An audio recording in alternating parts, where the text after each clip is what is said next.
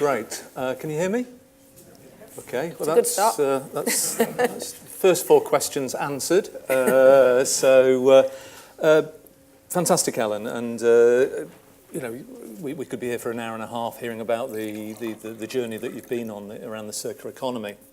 But can I just go back to the work that you did with McKinsey that was presented at the World Economic Forum? And can you say a little bit more about the economic and business opportunities that come out of a circular economy? Because you made a statement there about, it always beats the linear. Can you just give a bit of a flavour of, how does that work? What does business do or government do to achieve those benefits? Well, it's interesting actually. When we launched the foundation, we raised our initial funding from businesses, and with the basic idea that the circular actually makes sense. Linear can't run in the long term, and circular maybe can. It makes common sense, but we had no idea of the numbers at all. And what we could have done is gone to McKinsey, run the numbers, and found actually not yet. Actually circular economy doesn't bring more value. It's just the right thing to do. But that's not what we found at all. It was the opposite. We found, yes, it's restorative and regenerative, but actually it delivers a lot more value. And we looked at specific case examples. So in that report, we looked at the smartphone, the mobile phone, a light commercial vehicle, cotton as a material, and a washing machine. And in each case, we looked at linear versus circular. And if you look at, for example, a washing machine today, most are made to break because the people that make them only make money when they break because they sell another one. If they made them to last forever, they'd all go bust because they'd fill everyone's houses and that would be job done. It's just the reality of how the Industrial Revolution has evolved to grow businesses. But then when you start to look at the cost implications, that low-end washing machine that will break will cost you 27 cents a wash. If you have the money to buy a high-end machine, we found out that would actually only cost you 12 cents a wash.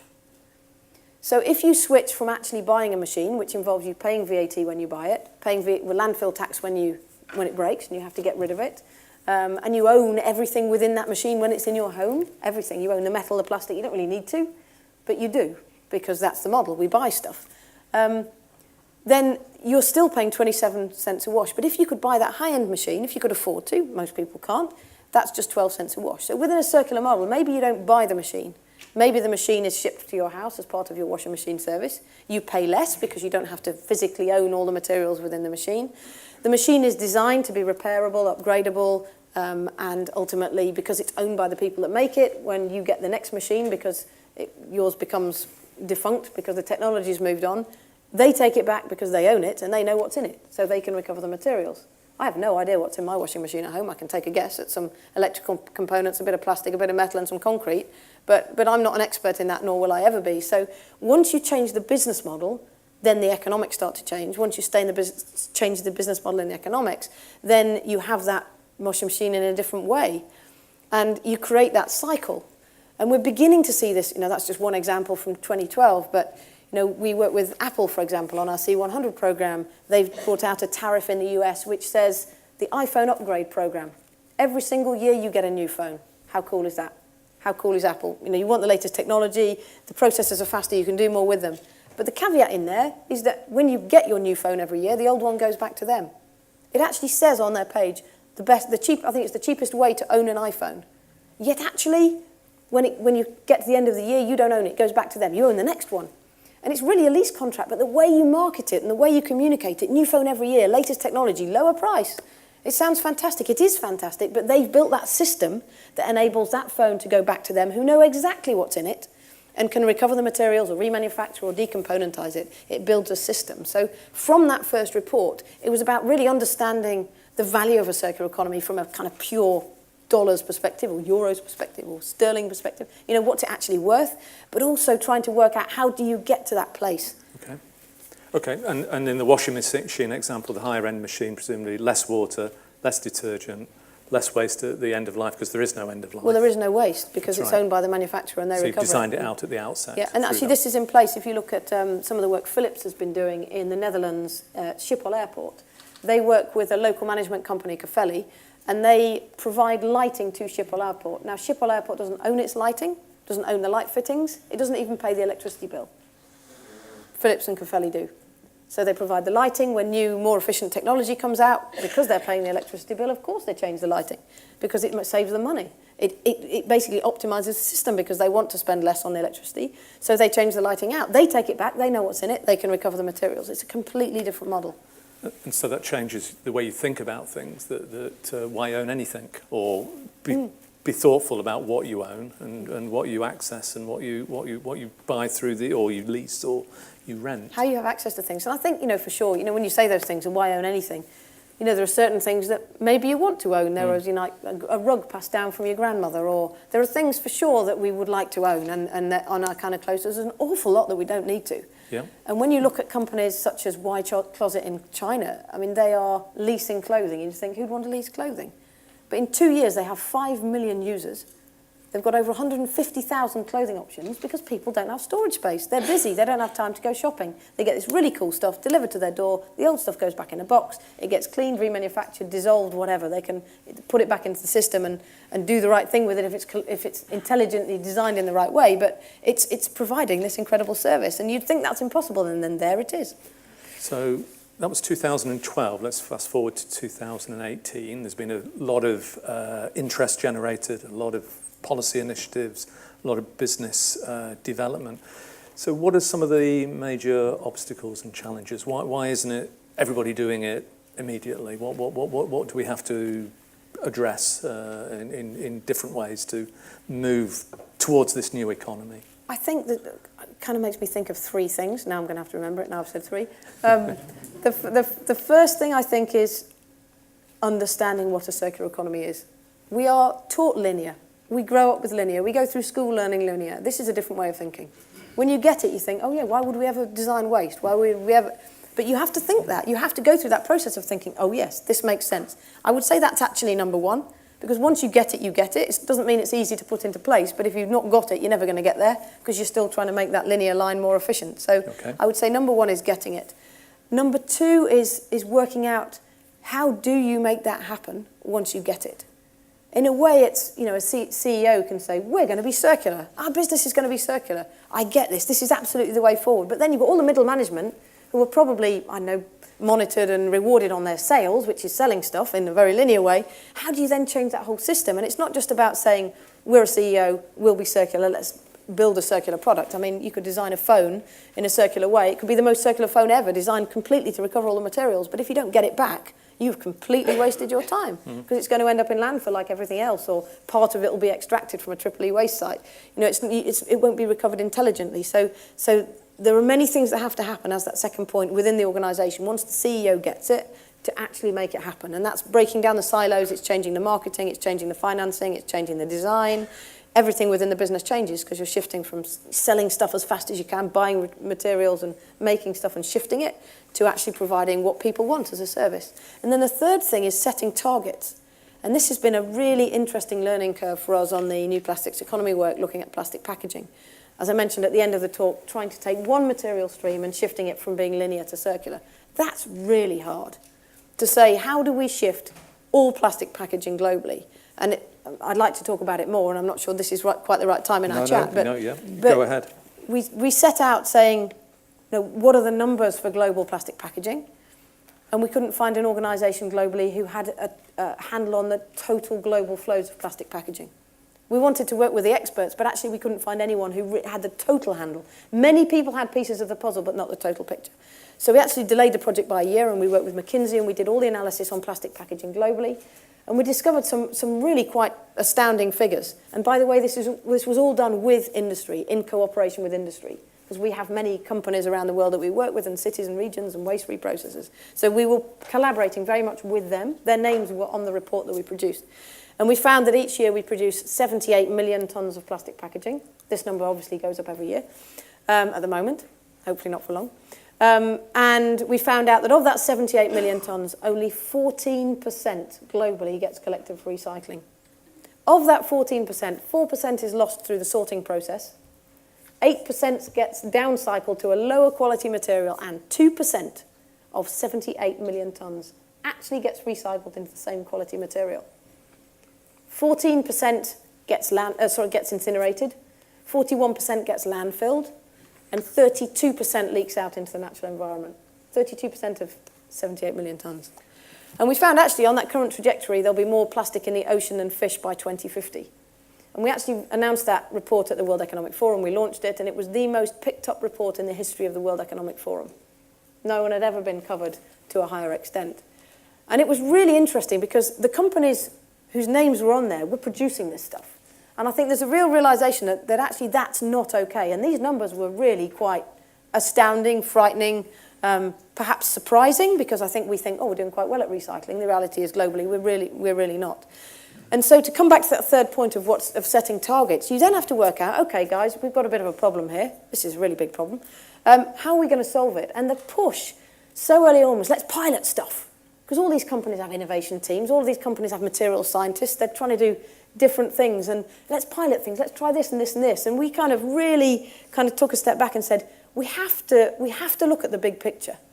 We can't just kind of go into the microscope and pilot these things. What system actually works? Because when you think about marine plastics as one example, as a result of that 32% that ends up in the ocean, a lot of effort was being put into cleaning up the beaches and making things out of marine plastics, which is brilliant because it gets it out of the ocean, but it's going in faster and faster every year. Our view was we have to stem the flow. How do we stem the flow? We change the materials going into that market. We change the materials being made so they have a value. Because most of that 32% that leaks into the environment is plastic that was never, ever designed to be recycled.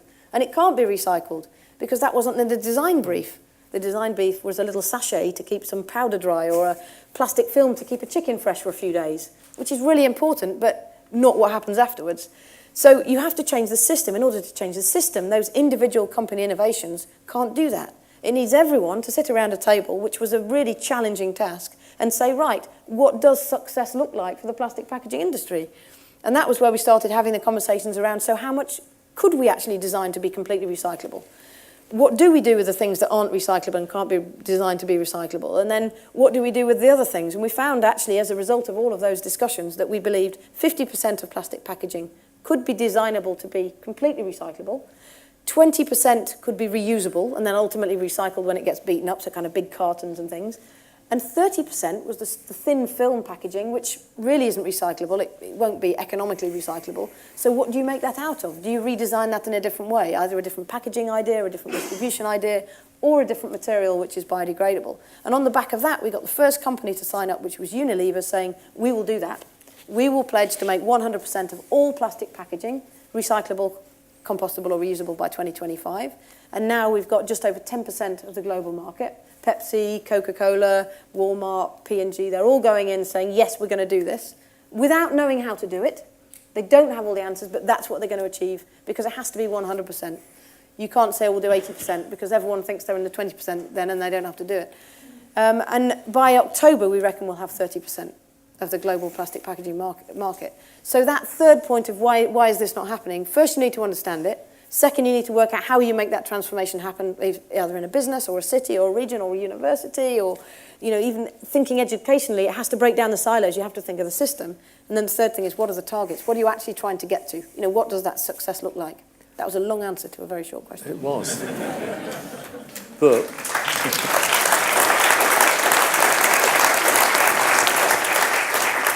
I mean, what you've done there is capture a huge amount about the work of the foundation from about 2013-14 around what you call systems level innovation and systemic innovation. Mm-hmm. When you've talked about plastic, what about other material flows? What about clothing, fibres? Is it the same principle? It's interesting because we started talking about systemic change, and actually when you look for funding around the topic of systemic change, or it's actually no longer the case now, but 3 or 4 years ago, no one actually knew what it was. You say we're looking for funding for systemic change. Well, what's that? And actually, we're looking for funding for a project that incorporates businesses and NGOs and cities and regions. And that hadn't really been done before. We co-fund the New Plastics Economy work with philanthropic funding and business funding, which is quite rare out in the... It's either philanthropic or it's business. Philanthropic telling business what to do, or business doing their own thing over here. And actually, this is quite different. So we started to put this together thinking, how do we achieve this and what does this look like? And then we're thinking, well, actually what we need to do is change the system here. This isn't about kind of doing a bit better with what comes out the end of the pipe. It's changing what actually physically goes in at the front. Shifting the front end so what comes out at the back end has value. Designing differently, designing intelligently, looking at remanufacture, recovery of materials. And then with the textiles, it's exactly the same. You have to change the system. So you need to get everyone around the table and you have to work out what actually fits within that system, what doesn't fit within that system, what could be achievable, what isn't achievable. Because ultimately, when we looked at the numbers with textiles as we had with plastics, only 1% of textiles globally get recycled into the same quality material. And 60% of clothing globally is plastic. And there are things like with clothing, you have microfiber release. So your fleeces, when you wash them, the tiny little bits of plastic come out, or even synthetic fibers. And the equivalent of 50 billion plastic bottles every single year end up in the ocean because they go down our sewage system. 50 billion plastic bottles, and we can't even see them.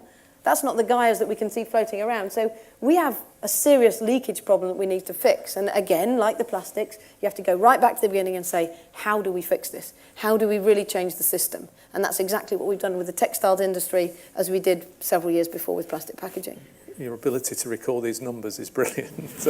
I would not want to be in a pub quiz opposition to you. Actually, I'm really bad at pub quiz. Oh, are you? Okay. Yeah, my knowledge is very specific. Great, we found we've found something. You don't want me on your team, We've found something, that we can do better.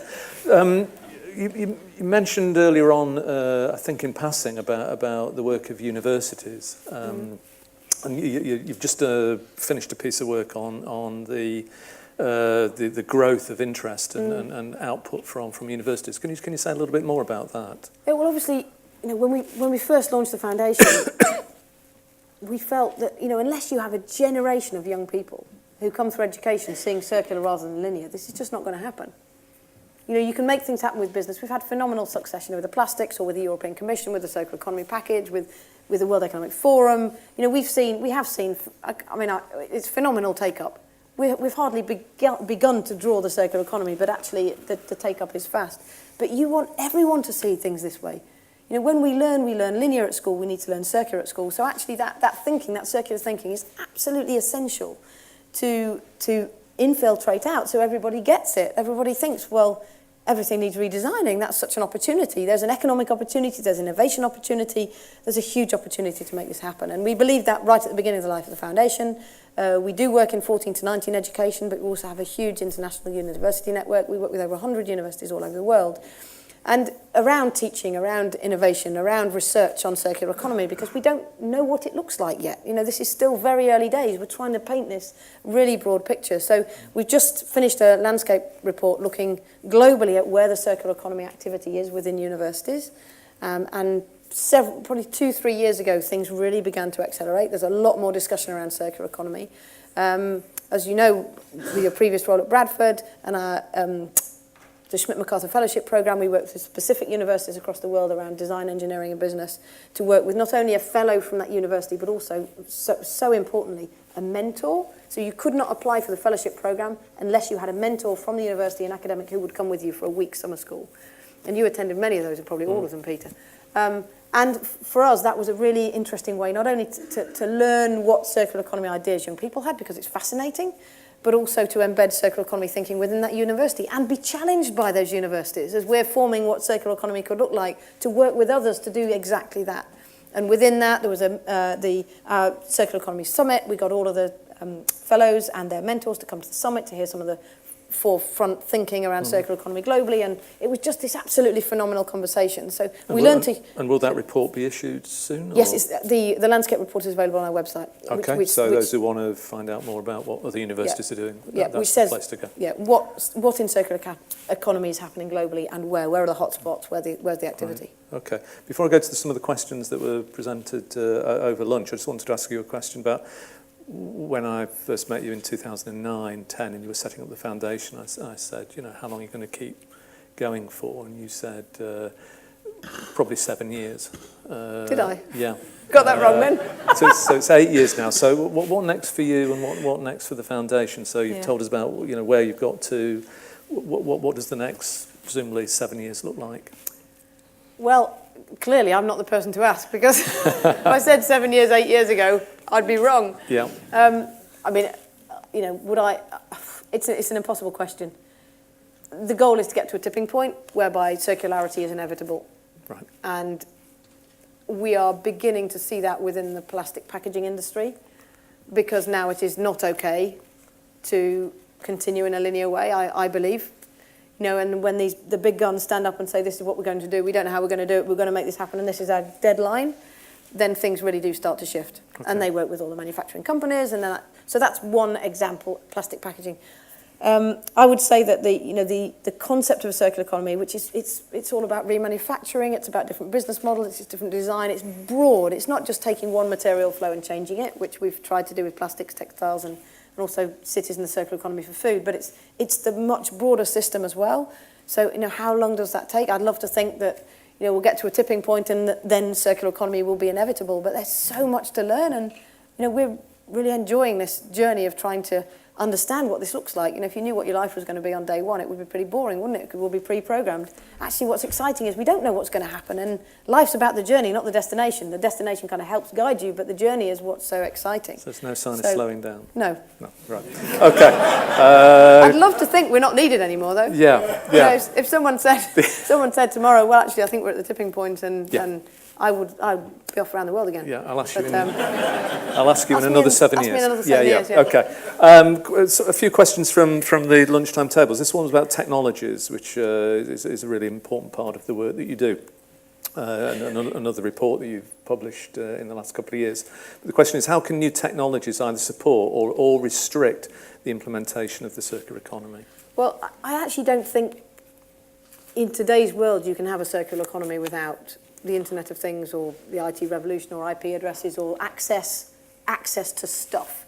And when you see the rise of companies, love them or hate them, Airbnb, Uber, they've just come and completely, dominated the market in less than 5 years because, we use phones to access space. A seat in a car, a room in a building. Suddenly this unlocks the world. I could find somewhere to stay in Japan tomorrow, really very easily, without having to be an expert. It's actually really easy to find that slack in the system. And I think, when we talk about circular economy, it's very easy to think of the material side and, plastics as a material flow. But when you pan out and look at all the materials that exist in the world, so much of the efficiency and the effectiveness, most importantly, of how we use those materials is in keeping them what they are. Airbnb didn't build one hotel, and yet they were the biggest hotel chain in the world in 5 years. So they were maximising the use of what already existed, which is where so much of the value lies. This has more value as a phone than the components within it, yet the components within it have more value than the materials within it. So keep this as a phone for as long as possible. At some stage, absolutely, it will be defunct and no one will want it. But then you've designed it in a way you can get the materials out and then you start again. So do the same with buildings, do the same with infrastructure, do the same with cities. And I think what we see with these is we can access, a bike, or we can access a room, or we can access a seat in a car. There's this way that you can kind of use the system much more efficiently and effectively, and that then enables you not to have to build something, which, okay, those buildings and those vehicles may not be built in a circular way, but already that starts to bring down the numbers. When you look at remanufacturing, for example, and the energy savings from remanufacturing, if you take a new engine versus a remanufactured engine, which actually have the same warranty and are tested to the same level, bizarrely, the remanufactured engine has 80% less energy and 80% less material in it compared to a new engine. So suddenly you're not trying to replace, the energy for that engine factory with the energy for that engine factory, because suddenly you've got 80% less demand, and that's when you use a broken engine or a gearbox. So you're using the ability to remanufacture to then enable you to significantly bring down the energy needs of that system, which is why this is so useful, because this then enables us to have access to a seat in a car, which is then part of a bigger system, which gets remanufactured before it breaks, because we're monitoring it, because we don't own it and it doesn't sit in a garage and no one look at it for a year.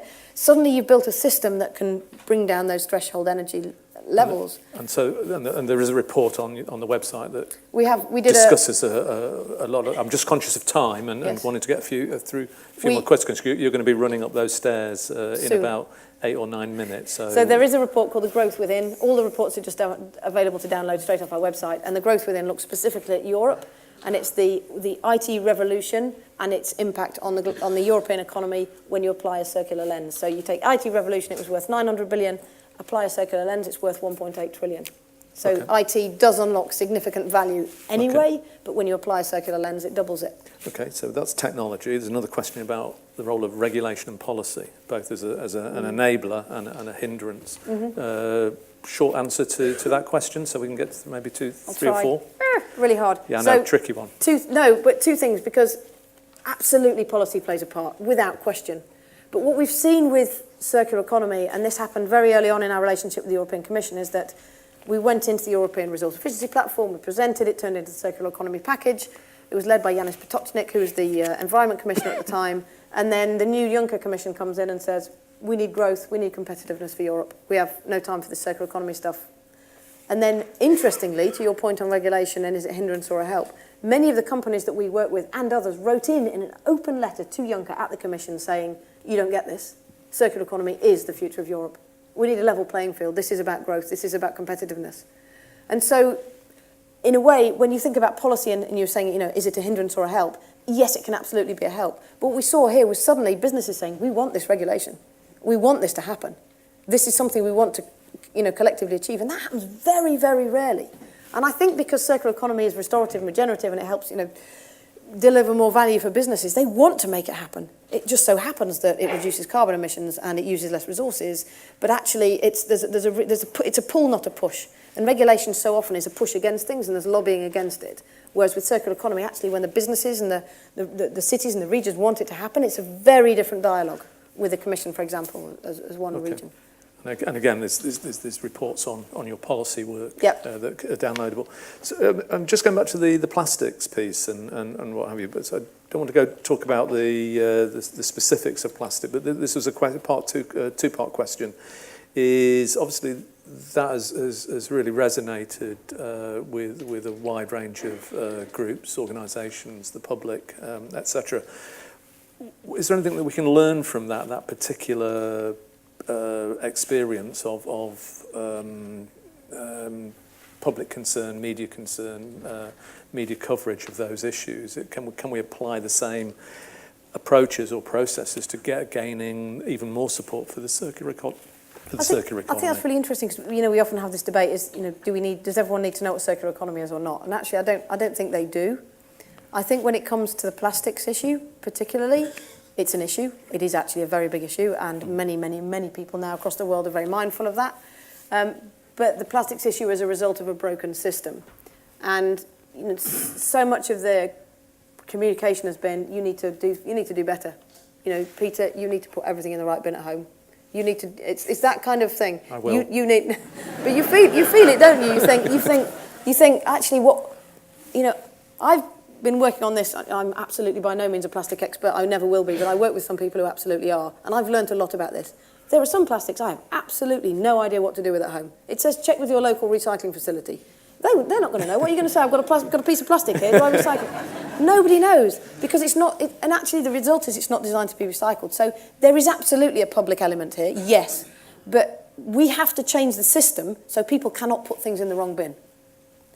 The plastic has to be designed to be recyclable. Therefore, it goes in the recycling bin, or it's compostable, so it goes in the compost bin. Yep. So there is absolutely a public element, but I think it's about changing the system to enable people then to just operate in a logical way because that's what's coming into their system. We shouldn't be made to feel guilty because of what we end up with at home when actually it's really hard or virtually impossible to live a plastic-free life today when you're trying to operate and do things. So rather than make the person feel guilty, let's change the system at the beginning of the pipe, and that's straight back to that systemic change.